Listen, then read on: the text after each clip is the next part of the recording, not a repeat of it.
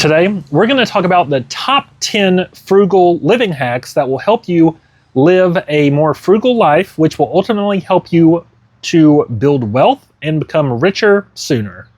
So let's go ahead and get started. Use what you already have before buying more. So let's say you need some new rags in the kitchen. Use an old t-shirt.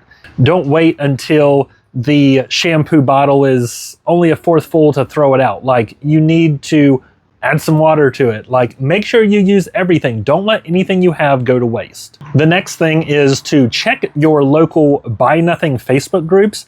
There's a ton of Facebook groups in pretty much any town and city that's a fairly large size where people will be giving away stuff that's perfectly good. They just don't feel like selling it. They just want someone to come and pick it up. Check those Facebook groups because they may have, like, if you need a new toaster, someone may be giving out a free toaster. So make sure you just search for whatever city you live in and then do Buy Nothing Facebook groups. Just search for it and you'll probably find some. And that's a great way to find stuff and not have to spend money to get it. Let's talk about housing. So a lot of people, when you're shopping for a house, you want to get the biggest house for the best bang for your buck. It's much money. Whatever you've been approved for, that's what you want to spend.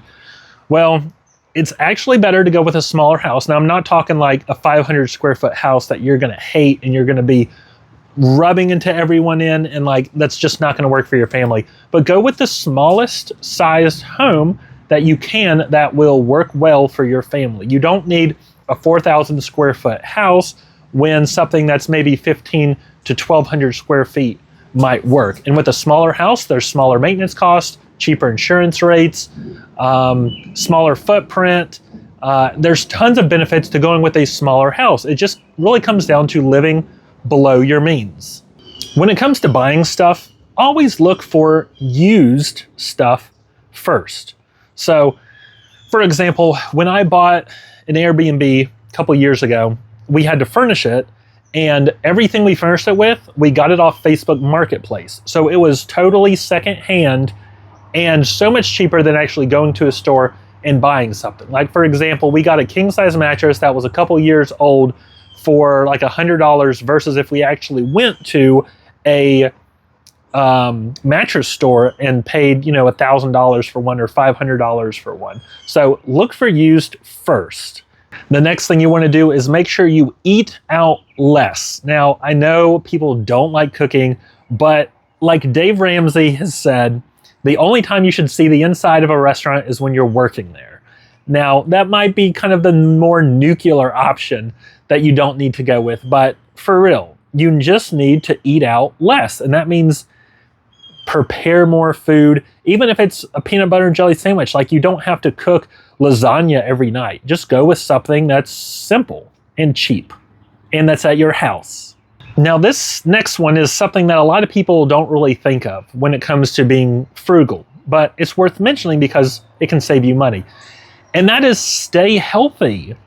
Because when you're healthy, you're not going to the doctor. You're not having the cost of doctor's visits, which, depending on if you have insurance or not, can be $200-300 just to be seen for a cold or a sinus infection or anything like that. So stay healthy. That means, eat well, exercise, that kind of stuff.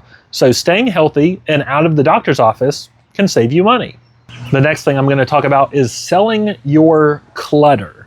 So that's anything that you have that you don't need. Like, there's a book out there that says if you haven't used it for a year and it doesn't bring you joy, get rid of it.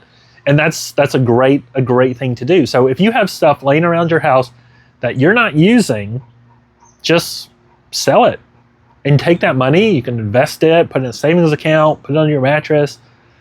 I don't know.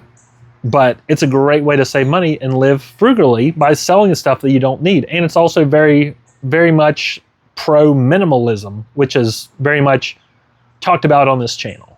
So this next one is something I had to really teach myself because it wasn't, well, let me go ahead and just tell you what it is. And that's do it yourself. So instead of calling someone to fix something, do it yourself. Find a YouTube video.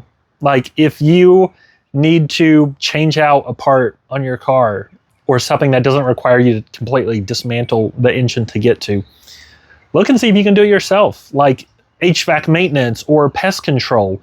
Like there's companies out there that will send you the pest control stuff that you literally can take and spray around your house, and you don't have to pay $500 to $1,000 to have someone else do it for you. Yeah, it's more convenient, but you spend more money. So if there's something that needs fixed around your house, there's probably a video out there on YouTube that'll show you how to do it. And that's a great way to save money.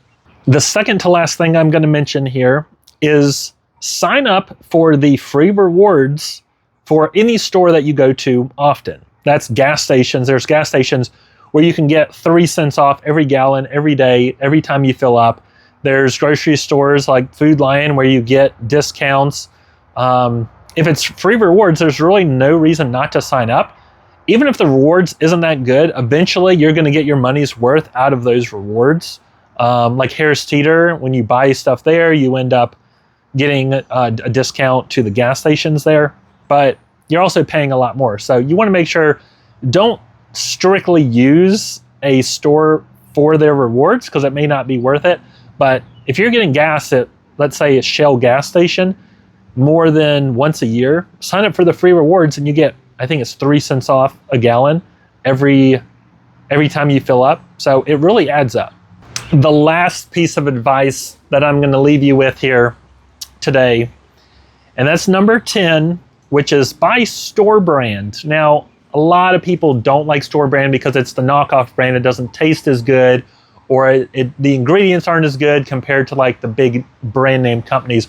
But if you're looking to save money, if you go with store brand, it's usually 50% cheaper or more than whatever the competitor is. So I highly recommend checking out the store brand of everything that you're going to buy, and you can save a ton of money that way. So those are the top 10 frugal living hacks. If you follow them, expect to build wealth sooner. It really helps save money, which is great. So that's all I have for you today. Thanks for watching, and I'll see you in the next one.